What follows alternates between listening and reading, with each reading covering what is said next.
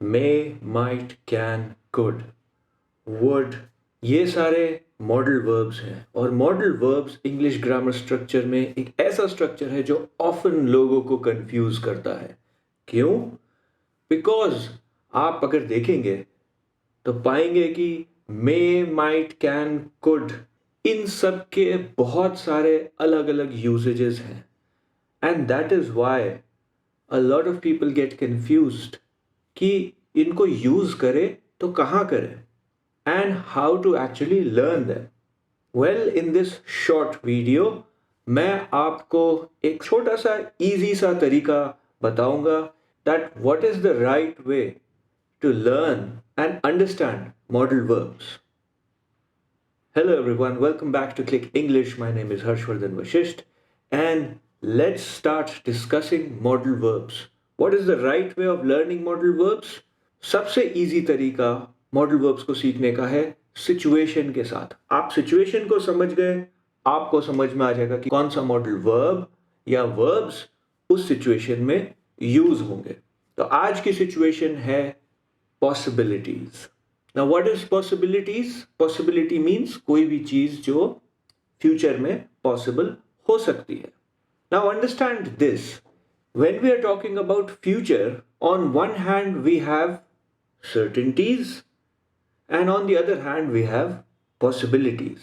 What do I mean by that? एक तरफ certainties, एक तरफ possibilities, इसका क्या मतलब हुआ?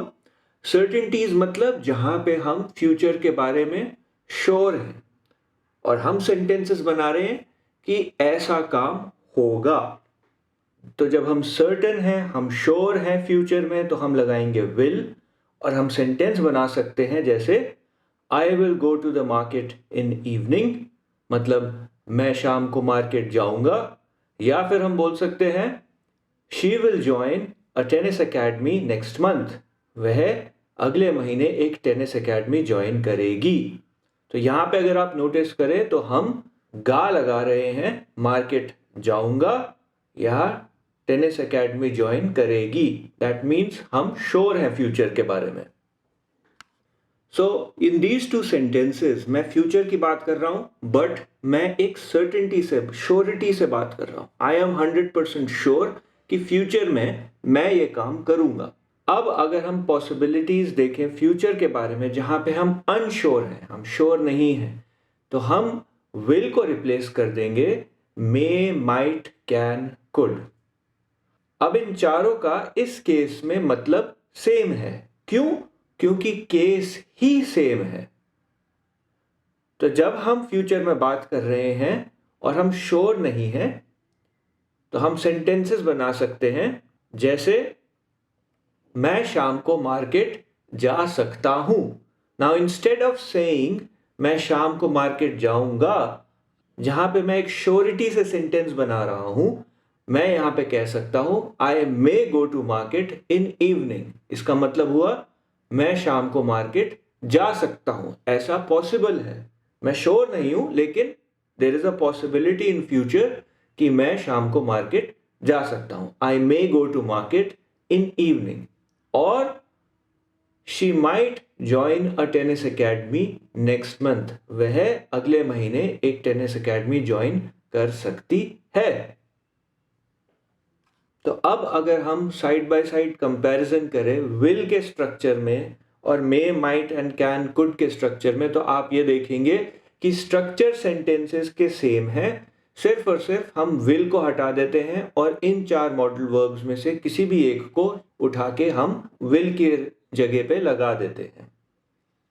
तो एक सेंटेंस और देखते हैं जैसे guests will arrive by 5 o'clock in evening, मतलब मेहमान शाम को 5 बजे आएंगे। मैं श्योर हूं कि मेहमान शाम को 5 बजे आएंगे, लेकिन अगर मुझे लगता है वे 5 बजे आएंगे, तो मैं कह सकता हूं guests can arrive by 5 o'clock in evening. Guests आ सकते हैं शाम को 5 बजे। Now let's look at a few more examples. और सेंटेंसेस क्या हो सकते हैं? I will buy a new phone next month, मैं अगले महीने नया फोन खरीदूंगा, मैं श्योर हूं। और अगर मैं श्योर नहीं हूं तो मैं विल को रिप्लेस कर सकता हूं मे से और सेंटेंस बन जाएगा I may buy a new phone next month. मैं अगले महीने नया फोन खरीद सकता हूँ. Another sentence is don't play here. You will break the window.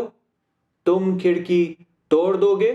And you might break the window. अगर मैं will को replace कर दूं might से तो हो जाएगा तुम खिड़की तोड़ सकते हो. She studied very hard. She will top her exams. वह एग्जाम्स में टॉप करेगी. And she studied very hard. She can top her exams. वह एग्जाम्स में टॉप कर सकती है. My boss will attend this event. मेरे बॉस यह इवेंट अटेंड करेंगे. And if I say my boss could attend this event, then it means मेरे boss यह इवेंट अटेंड कर सकते हैं. Simple, right? So I hope आपको पॉसिबिलिटीज के केस में ये 4 मॉडल वर्ब समझ में आ गए होंगे. Of course there are minor differences, subtle differences, but अगर आप बिगिनर हैं और आपको सिर्फ और सिर्फ इनके यूजेज में समझने हैं, देन इन दैट केस आपको बहुत ज्यादा डिटेल में जाने की जरूरत नहीं है. इतना सीखना काफी है. So that's it folks. I hope you enjoyed the lesson. See you next time with more grammar lessons. And also you can join my special grammar course. The link is down below or in the description.